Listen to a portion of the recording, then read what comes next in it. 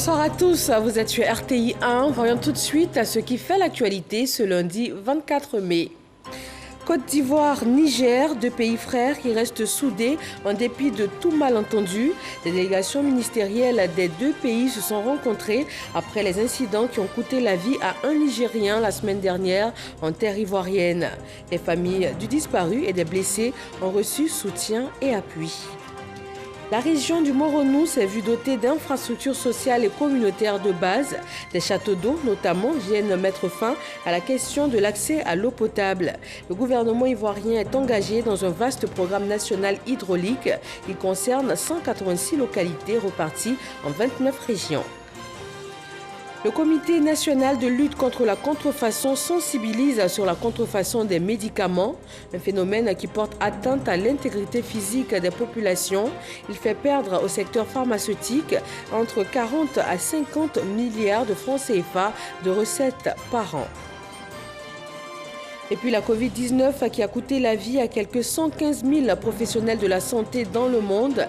C'est le bilan dressé par le directeur général de l'OMS à l'ouverture de la 74e Assemblée mondiale de la santé qui va se tenir jusqu'au 1er juin prochain. Bonsoir à tous, c'est un réel plaisir de vous retrouver sur RTI 1 en ce lundi de Pentecôte. La Côte d'Ivoire et le Niger travaillent à la normalisation de la situation après les incidents survenus en fin de semaine dernière.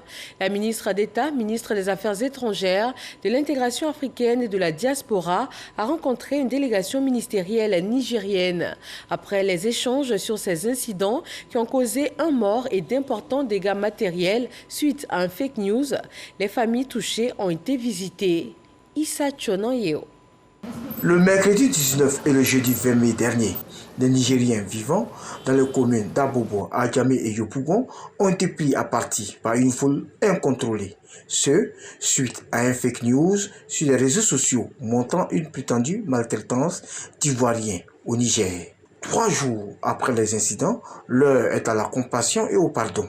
Ce dimanche, la ministre d'État, ministre des Affaires étrangères, de l'intégration africaine et de la diaspora, Kandia Kamara, a présenté au nom du chef de l'État, Alassane Ouattara, et du gouvernement les condoléances et des excuses à une délégation ministérielle du Niger. Je voudrais vous rassurer que le président de la République, dès les premiers instants, a donné des instructions fermes. D'abord, pour que nos frères et sœurs soient sécurisés et que le calme revienne.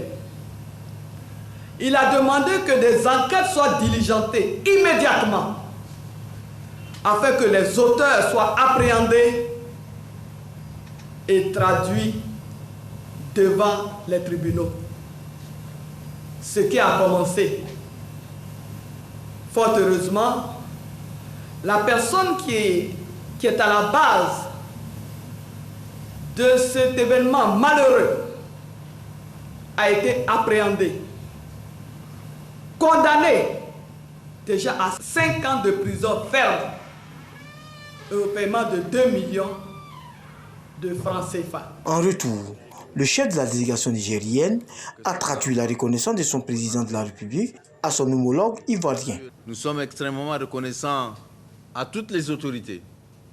Au niveau préfectoral également, les dispositions ont été prises au niveau de la police pour sécuriser les ressortissants nigériens qui se sont trouvés dans des situations où ils avaient besoin d'un secours et ils ont obtenu ce secours.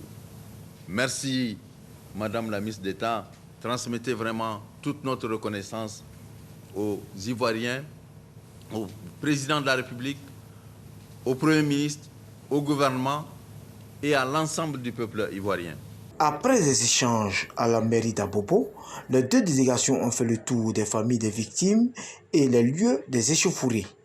À Boboté, la Casa Anador, quartier Maroc à Yopougon, tous ces endroits ont reçu la visite des ministres ivoiriens et nigériens. À Bromakoté, à Adjamé, la ministre d'État Kandia Kamara et le ministre nigérien de l'Intérieur et de la décentralisation, accueillis par une foule nombreuse, ont fait escale dans un gabadrome. Vous voyez, malgré ce qui s'est passé, voici notre frère ici, qui tient encore son gabadrum et qui continue de nourrir ses frères ivoiriens. C'est-à-dire que nous sommes ensemble. Dans le gabadrum de Nassau, voilà, voici Nassau ici, voilà qui nourrit nos populations d'ici. Avec le bon garba que je viens de déguster, je pars avec le reste à la maison. Ça, c'est mon dîner de ce soir. Madame la ministre d'État vient de faire un geste d'un symbole extraordinaire. Elle vient de démontrer que le garba est le symbole aussi de la fraternité entre les Nigériens et les Ivoiriens. C'est la preuve de la solidité de nos relations et qui ont expliqué aussi la promptitude avec laquelle toutes les autorités, les forces de défense et de sécurité ont réagi de telle sorte qu'on oublie les événements qui viennent se dérouler. Le ministre nigérien de l'Intérieur et de la décentralisation n'a pas caché sa satisfaction face au leadership du chef de l'État, Alassane Ouattara, de poursuivre l'œuvre du premier président de la République de Côte d'Ivoire, celle de faire de la Côte d'Ivoire un pays de paix où règne la stabilité et la cohésion. Dans la continuité de la gestion de cette crise entre communautés ivoiriennes et nigériennes, aujourd'hui lundi, le général Vagondo Diomandé, ministre ivoirien de l'Intérieur et de la Sécurité, a reçu son homologue du Niger pour toujours œuvrer à l'apaisement. Amadou Ouattara. En Côte d'Ivoire, afin de soutenir et rassurer la communauté nigérienne victime de répercussions d'une vidéo fake news diffusée la semaine dernière, le ministre de l'Intérieur du Niger a échangé avec son homologue ivoirien, le général Vagondo Diomandé. Sujet principal de cette rencontre, la gestion de la crise survenue entre les Ivoiriens et les Nigériens dans certaines localités du pays. Après les tristes événements déplorés par les autorités des deux pays, le ministre de l'Intérieur du Niger affirme sa satisfaction relativement aux décisions prises par l'État de Côte d'Ivoire. Le ministre Al-Kadj Alada témoigne de la bonne santé des relations fraternelles qui ont toujours existé entre la Côte d'Ivoire et le Niger. Le président de la République du Niger, son excellent Bazoum Mohamed, a tenu à ce que nous venions pour exprimer toute notre reconnaissance et notre gratitude à son Excellence M. Alassane Ouattara, président de la République, qui a tout de suite, de façon très prompte, instruit pour que les mesures appropriées soient prises afin non seulement de sécuriser les ressortissants nigériens sur l'ensemble du territoire ivoirien, mais aussi à faire en sorte que des sanctions aient été tout de suite prises à l'encontre de ceux qui ont été à l'origine de ces événements. Nous repartons très réconfortés. La Côte d'Ivoire a environ 40% de la population qui vient de l'extérieur et elle le gère de façon très sage et cela constitue un très bon exemple au niveau africain qui doit inspirer la plupart des autres pays afin que nous vivons en harmonie. Un Nigérien âgé de 48 ans a perdu la vie dans cette crise communautaire. La responsable de la vidéo incitant à la haine a écopé 5 ans de prison plus 2 millions de francs CFA d'amende. Et les actions se poursuivent pour la consolidation des liens de fraternité historique que les deux pays entretiennent depuis leur accession à la souveraineté nationale. La Côte d'Ivoire et le Burkina Faso, deux pays également unis par des liens forts, continuent d'écrire ensemble leur histoire. Le ministre ivoirien de la Réconciliation nationale est au Burkina Faso. Kouadio Konombertin a été distingué au Marley d'Or pour son engagement en faveur de la paix. Éric Goré, envoyé spécial à Ouagadougou. Kouadio Konan Bertin brandit le trophée qui fait de lui un ambassadeur de paix. Ce trophée lui a été attribué par les autorités burkinabées lors de la 8e édition du Marley d'Or, un événement artistique et culturel qui réunit sur un même podium artistes ivoiriens et burkinabés. Cet événement a aussi réuni dans les loges membres du gouvernement et membres de l'opposition, avec pour thème le reggae facteur de paix et de réconciliation nationale. Les efforts de paix du ministre de la Réconciliation nationale reconnus au-delà des frontières ivoiriennes. Je veux féliciter que mon frère et ami, le ministre Kouadio Konan Bertin, ait reçu le prix de Marley d'Or qui consacre un peu toute son œuvre. Je suis dans la même logique que lui. Le reggae est une musique de paix et de cohésion sociale. Devant cette marque d'attention, je ne peux ne pas dire un mot. Juste vous remercier tous. Féliciter les promoteurs du Marley d'Or. Merci encore une fois, Monsieur le ministre d'État. Merci, cher frère Eddy. Je me retrouve de plein pied chez moi au Burkina. Le spectacle, lui, se déroule devant un beau public composé pour la plupart de jeunes. Ils étaient des milliers à vibrer au rythme des musiques des artistes qui se succédaient au podium.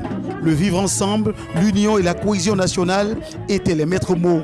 Occasion pour les organisateurs de rendre hommage à l'armée burkinabé au front contre le terrorisme.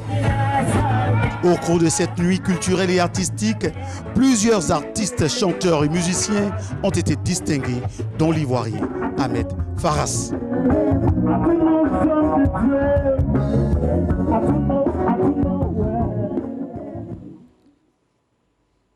Ici, en Côte d'Ivoire, les prix maxima de la viande de bœuf vendue au kilogramme dans le district d'Abidjan sont en hausse, et cela en dépit des concertations de la tutelle avec les acteurs de la filière. Les consommateurs dénoncent cette situation. De leur côté, les bouchers trouvent des justifications. Amadou Ouattara nous donne des détails. Dans ce communiqué, le ministre du Commerce et de l'Industrie et le ministre des Ressources animales et halieutiques portent à la connaissance des populations que suite aux concertations avec les acteurs de la filière bétail-viande, les prix maxima de la viande de bœuf au kilogramme en cette période de crise énergétique sont fixés comme suit. La viande de bœuf avec os à l'abattoir chez les chevillards grossistes, prix maximum est de 2300 francs le kilogramme. Chez les bouchers détaillants, à 2500 francs le kilogramme et à travers le district d'Abidjan, chez les bouchers détaillants, le prix maximum est fixé à 2600 francs le kilogramme. La viande de bœuf sans os, chez les chevillards grossistes, le prix est de 2300 francs le kilogramme. Chez le boucher détaillant, 2700 francs le kilogramme et dans le district d'Abidjan, chez les bouchers détaillants, 2800 francs le kilogramme. Sur le terrain, samedi 22 mai 2021, la réalité est tout autre. Dans ce marché de Grand Bassam, clients et bouchers défendent leurs intérêts. On a acheté 2000 à 1200. Mais aujourd'hui, on est venu payer 2000. Ils disent que c'est 1500. Ça a augmenté de 300 francs. Ils nous disent que les sorciers, que c'est à 1500. Tu prends ou tu laisses, sans donner des raisons. Si les prix pouvaient revenir normalement, ça va vraiment nous faire plaisir. Pour le moment, ça entre 3500 à 3000. Si tu prends beaucoup, on donne ça à 2800. Avant, c'était 2500. Prix en gros, 2300. Avant ça, 2500, on a 200 francs. Maintenant, là, c'est devenu 2600 prix en gros. Si tu ne veux pas, tu laisses. Donc, nous, on est obligé de prendre ça comme ça pour avoir les 200 pour payer maison courante. Ceux qui envoient les bœufs, c'est eux qui commandent les prix. Rendons-nous à l'abattoir de Port-Boué. Autre lieu, mais même constat. Les consommateurs sont parfois obligés de négocier le prix du kilogramme de viande. Oui, et quand on vient vers eux, on les demande là. En tout cas, ils essaient de diminuer, mais ça ne va pas. Ils vont diminuer, ils vont le mettre 100 francs, 100 francs, 200, 200, ça ne vaut rien. Ah, donc tu es obligé d'accepter ça comme ça pour payer. Responsable d'une fédération de chevillards, Mfa Traoré essaie de justifier la situation. Présentement, il n'y a pas de bêtes qui viennent. Ceux qui viennent avec les bœufs là, on les a demandé que les zones où les bœufs là se trouvent là, on n'a plus accès là-bas pour aller payer les bœufs là pour venir. Donc c'est pourquoi vient là même, aller là c'est augmenté. Bœuf de 300 000 avant là, c'était 250 000. Donc on ne peut pas s'en sortir. Donc on est obligé de faire un peu. Si on vend, les clients viennent, on négocie avec les clients Il y a d'autres qui disent 2600, il y a d'autres qui disent 2500. Donc on est obligé de travailler comme ça. Bon, nous on souhaite que le gouvernement va avoir une délégation pour aller au Burkina, au Mali, bon, pour aller négocier avec les gens, pour que, comment on peut venir avec les bœufs là comme avant. Pour l'heure, on retient que dans un communiqué, le gouvernement met en garde contre le non-respect de ces prix plafonds sous peine de sanctions prévues par la réglementation. Dans le domaine de l'industrie pharmaceutique, ce n'est pas une augmentation que l'on déplore, mais la contrefaçon pour les médicaments qui prend de l'ampleur. Elle a un impact économique indéniable pour le secteur, mais porte surtout atteinte à l'intégrité physique des populations. Le Comité national de lutte contre la contrefaçon est en pleine phase de sensibilisation. Jean-Luc Mangbo. La contrefaçon des médicaments cause chaque année en Afrique des centaines de milliers de morts. C'est ce qu'a révélé Dr Sylvain Acho au cours de cette journée de sensibilisation sur le fléau à Yopougon. Directeur de l'établissement pharmaceutique et médical de Côte d'Ivoire, le conférencier a mis en épingle l'impact économique des faux médicaments. Selon le Conseil national de l'ordre des pharmaciens, cette perte est estimée entre 40 et 50 milliards de francs CFA par an, dont 5 milliards de pertes de recettes fiscales pour l'État de Côte d'Ivoire. Vous voyez que c'est énorme. Si on mène une lutte pour freiner ou bien réduire ces fléaux, non seulement l'industrie pharmaceutique ivoirienne va gagner, mais aussi l'État de Côte d'Ivoire va pouvoir avoir des recettes. Le choix de Yopougon pour cette journée de sensibilisation n'est pas fortuit. La commune est, selon le Comité national de lutte contre la contrefaçon, l'un des épicentres nationaux du fléau. Selon les marchés que nous avons visités, nous avons organisé des interventions. Il y a surtout les grands marchés qui sont infestés. On a le marché d'Agamé, on a le marché de Koumassi, on a le marché de Yopougon que nous avons visité hier par rapport aux matériaux de construction.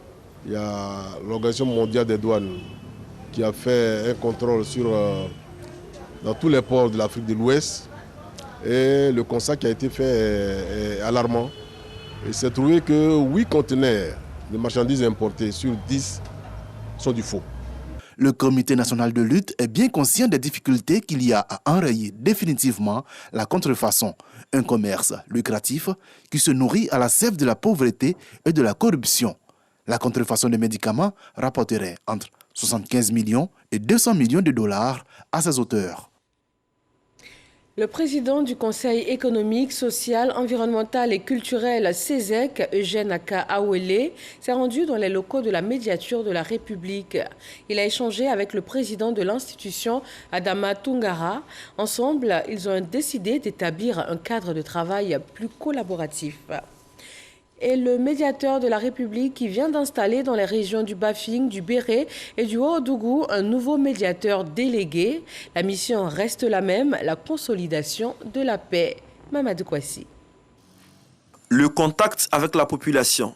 L'institution, le médiateur de la République, en a fait une priorité dans la mise en œuvre de son programme, d'où la mise en place des comités de veille de suivi de la cohésion sociale, tout ceci couronné par l'installation des médiateurs délégués.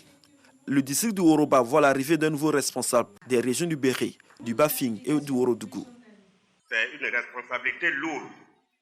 Avec l'appui du corps préfectoral, nous allons servir la paix, la cohésion sociale. En remettant sa feuille de route, la secrétaire générale de l'institution, le médiateur de la République, a exhorté les autorités administratives, politiques, les chefs de communauté, ainsi que les leaders religieux à accompagner le nouveau médiateur délégué dans sa mission. Cette cérémonie d'installation d'un nouveau médiateur délégué à Séguéla résulte de la volonté de perpétuer et renforcer la présence de l'institution de médiation dans la région nord-ouest du pays afin de contribuer à la pacification du climat social. Sorodo Sile remplace à ce poste Fofana Brahima, appelé à d'autres fonctions, qui a ouvert cette délégation en 2018, après celle de Daloa, Odiéné, San Pedro et Gagnoa. La mission du nouveau médiateur délégué commence déjà avec les conflits latents, notamment l'opposition entre agriculteurs et éleveurs. À Korogo, le ministre de la Communication, des Médias et de la Francophonie, Amadou Koulibaly, a procédé à la remise aux populations d'infrastructures sociales de base, essentiellement des écoles et des pompes villageoises, afin de résoudre les questions de scolarisation et d'accès à l'eau potable. Léon Bro. Karafigué, sous-préfecture de Koni. L'école ouverte 3 ans après sa construction en 1994 par les populations couvre les 3 niveaux du primaire, mais avec seulement 3 salles de classe pour 226 écoliers, dont 112 filles. Les problèmes sont énormes, à la mesure où nous n'avons pas toutes les classes au complet. Nous avons, je dirais, emprunté le logement d'un particulier, d'un fils du village, ça fait plus de 20 ans, dans la poussière. Fini ces difficiles conditions de formation et d'apprentissage grâce à ces 2 bâtiments flambant neufs, soit un bureau de directeur et 7 nouvelles salles de classe, toutes équipées de tables bancs et de latrines. Plus de 50 millions de francs CFA investis par le ministre de la Communication, par ailleurs député de Korogo, pour aider à la scolarisation des enfants. À partir de 2021-2022, chaque enfant aura sa chaise assis convenablement. C'est dans les pré-campagnes même qu'il a promis. Et avant même les campagnes, même déjà, il avait déjà engagé les travaux. Donc nous sommes tellement heureux. La première richesse, en tout cas, ça reste la ressource humaine. Et c'est pourquoi il est important de donner à l'école toute sa place pour que tous ceux qui vont sortir aient les formations nécessaires pour pouvoir pérenniser toutes les œuvres de construction. Donc l'école reste pour nous une priorité et tous ceux qui connaissent la région du Koro savent que depuis 2011, nous sommes engagés auprès de l'école. Visite de chantier à Karagnon, sous-préfecture de Kombolokura. Amadou Koulibaly veut s'assurer de l'ouverture en septembre prochain de cette école, son don aux populations, puis remet les pompes réalisées par ses soins en réponse à la question de l'accès à l'eau pour ainsi booster le développement de 5 villages. Grâce à la sollicitude du chef de l'État, grâce à l'action du gouvernement, tournée vers le développement et l'amélioration du bien-être des populations, en un peu moins de 4 mois, Karagnon a eu de l'eau, aura de l'électricité et une école grâce donc au président de la République pour qui nous agissons ici dans la sous-préfecture de Korogo. Autre don du ministre de la Communication, ces 3 motos pour renforcer les capacités et l'autorité des chefs coutumiers de Karafigué, village également bénéficiaire d'une pompe à motricité humaine. Dans le Moronou également, l'État œuvre au développement inclusif. Des travaux de construction de châteaux d'eau ont été lancés. Le ministre de l'Hydraulique, Laurent Tchagba, a aussi inauguré des infrastructures déjà prêtes pour un meilleur accès à l'eau potable. Un vaste programme national hydraulique est en cours pour 186 localités ivoiriennes. Franck Adio. Dans la cuisine de son petit restaurant, Dame Elisabeth Safer, non loin, sa fille gère la ration d'eau, le précieux liquide dans ses bidons, difficile de combler besoins personnels et ceux de la clientèle en eau. On soupe pour avoir l'eau, ça va tirer puis pour avoir l'eau pour boire. La l'eau puis là aussi, c'est pas bon. Pour prendre l'eau là, on s'en dans la kiosque. Il y a un monsieur qui nous donne l'eau, 3 bidons à 100 francs. Nous aussi, on n'a pas l'argent. Une réalité partagée par tous ici à Anoumaba. Une sous-préfecture de plus de 7000 habitants. L'unique forage date de 1978 et ne débite que 100 mètres cubes alors que le besoin en eau est de 645 mètres cubes.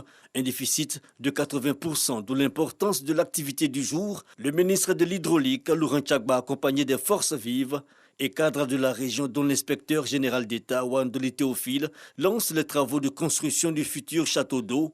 Le coût 312 millions de francs CFA, il sera disponible dans 6 mois. Ça montre que le chef de l'État est un leader, un homme de parole qui tient ses engagements. Nous allons commencer à avoir des cadres, parce que à chaque fois quand un cadre est invité ici, dans le cadre de la fonction, un an après il demande à quitter. Ce n'est pas problème de logement, mais problème d'eau.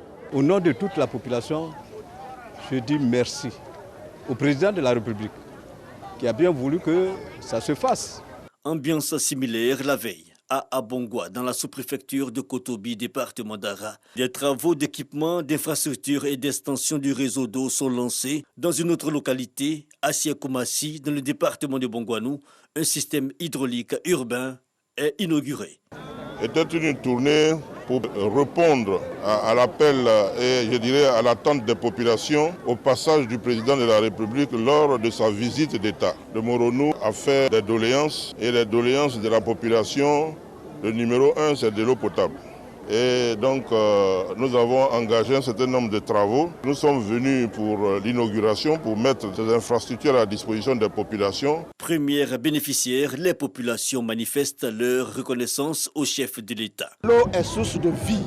Les seuls mots que j'ai à l'endroit de ces hautes personnalités de l'État, c'est le mot merci. En donnant de l'eau, c'est la santé. Nos parents buvaient de l'eau de marigot avant. Aujourd'hui, c'est chose oubliée. Tout le monde a de l'eau potable chez soi. En tant que fille du département et du Moronou, je suis plus qu'heureuse de voir mes parents qui sont satisfaits aujourd'hui à travers le lancement de ces travaux. Cette tournée du ministre de l'Hydraulique, Laurent Tchagba, dans le Moronou aura duré 3 jours. L'action s'inscrit dans la dynamique de la réalisation du programme national d'hydraulique qui concerne 186 localités réparties dans 29 régions. Une délégation de chefs coutumiers baoulés s'est rendue à Gli, un village de Divo dans le Lodjibois. Ces têtes couronnées ont exprimé leur reconnaissance au peuple d'Ida pour son hospitalité qui permet à la paix et à la cohésion de régner dans la région. Cette rencontre a donné naissance à un pacte de paix et de cohésion entre les Dida et les baoulés. Mamadou Kwasi. Une délégation des chefs cantons et des chefs de village baoulés à Gli, siège du trône du peuple d'Ida de Divo. Ces têtes couronnées venues des régions de l'Ifou, du Béni, du Béké et du district de Yamsoukro viennent tisser un nouveau pacte de collaboration et de cohésion avec le peuple d'Ida. Nous sommes venus leur dire merci pour tout ce qu'ils font pour nos frères ici. Je demande aussi à mes frères, quand vous vous déplacez, on dit qu'on ne se déplace pas à sa coutume. On adopte la coutume qu'on trouve. Donc je leur demande d'accepter ce que les parents, d'adopter la coutume de leurs frères d'Ida. Leur façon de faire, leur façon de vivre. Les différents intervenants du peuple d'Ida ont rassuré l'ensemble des communautés vivant sur leur sol de leur détermination à être un peuple de paix et de cohésion. À Divo, nous sommes soudés. Voyez vous-même, les chefs communautés sont tous là. Donc, je salue le président de la République. Grâce à lui que nous sommes là. C'est grâce à lui qu'aujourd'hui, la Côte d'Ivoire a tenté de développer. C'est la cohésion, c'est la Côte d'Ivoire solidaire, c'est le vivre ensemble. Et le peuple d'Ida, c'est ça. C'est notre qualité aussi, hein, donc de recevoir, d'être hospitalier. Et aujourd'hui, le peuple baoulé vient. Je pense que c'est un début, un bon commencement et qui peut effectivement prospérer, en tout cas dans d'autres aspects. Cette démarche est saluée par les cadres qui ont saisi l'occasion pour inviter l'ensemble des communautés à s'unir autour des valeurs de paix pour la promotion du vivre ensemble, mais surtout pour accompagner le président de la République, Alassane Ouattara, dans son projet de développement de la Côte d'Ivoire. On ne cesse jamais de dire merci, parce que la chose essentielle, c'est la paix dans notre pays. Vous savez que le président de la République, sa volonté, c'est de vouloir développer notre pays. Et pour le faire, il faudrait qu'il y ait la paix. Et là, vous voyez toute l'entente, toute la convivialité qui existe entre l'ensemble des peuples. Les chefs traditionnels baoulés et Dida se sont donné rendez-vous pour une nouvelle rencontre afin de renforcer davantage les liens pour la paix et la promotion des cadres. À Bangouanou, après 5 années d'exil, Nana Asamoah Saleh, chef du village de Broukro, retrouve son trône. C'est suite à des incompréhensions entre la chefferie et une frange de la population que le village avait été plongé dans une grave crise, occasionnant dégâts matériels et morts d'hommes. Herman Niamien. C'est le résultat de 5 bonnes années d'intenses négociations qui aboutit aujourd'hui à la réinstallation du chef du village de Broukro sur son trône.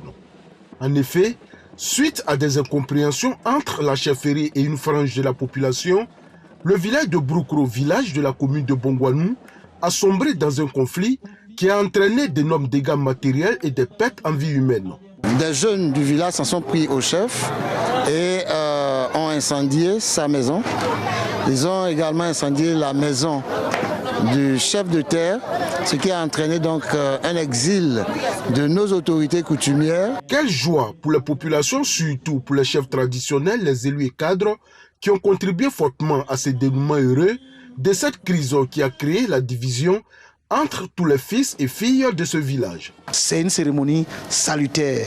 Nous prions que la paix règne véritablement à Broukro. Aujourd'hui, de retour parmi les siens, le préfet des régions du Moronou a rappelé au chef de Broukro ses prérogatives avant d'inviter toute la population à l'union sacrée. Aux populations, surtout aux jeunes, au cadre du village de Broukro, le rôle assigné à une mutuelle de développement et à une association villageoise de jeunesse est d'aider le chef de village à mener à bien sa mission. Le préfet des régions a invité à cette occasion l'ensemble des chefs traditionnels, des élus et cadres à s'impliquer dans la résolution de tous les conflits de chefferie qui secouent la région. En prélude à la fête des mères, la Fondation Servir, présidée par Henriette Konon-Bédié, célèbre les mamans. 600 femmes de toutes les couches socio-professionnelles du pays ont été honorées. Henriette Konon-Bédié les a par ailleurs exhortées à contribuer davantage à la consolidation d'un climat de paix et du vivre ensemble en Côte d'Ivoire. Amadou Ouattara. 23 mai 2021, ces femmes, des balayeuses, vendeuses au marché, entrepreneurs ou encore cadres dans le secteur privé ou public, ont marqué un arrêt afin de se divertir un temps soit peu. Cela à l'initiative de la Fondation Servir.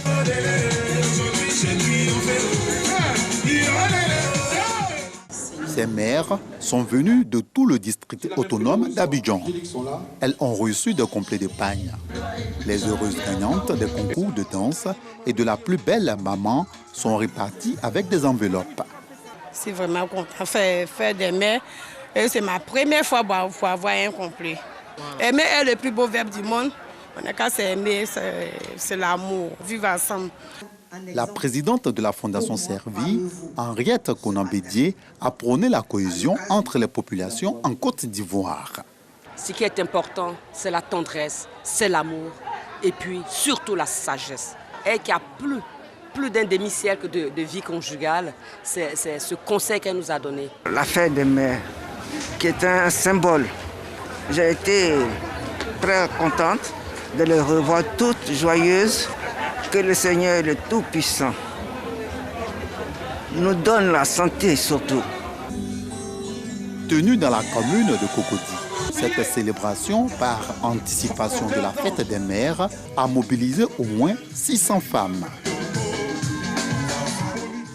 La pandémie de Covid-19 a coûté la vie à quelques 115 000 professionnels de la santé dans le monde. C'est le bilan dressé par le directeur général de l'OMS à l'ouverture de la 74e Assemblée mondiale de la santé. Jusqu'au 1er juin, la rencontre se tient autour du thème « Mettre fin à cette pandémie, prévenir la suivante, construire ensemble un monde plus sain, plus sûr et plus juste ».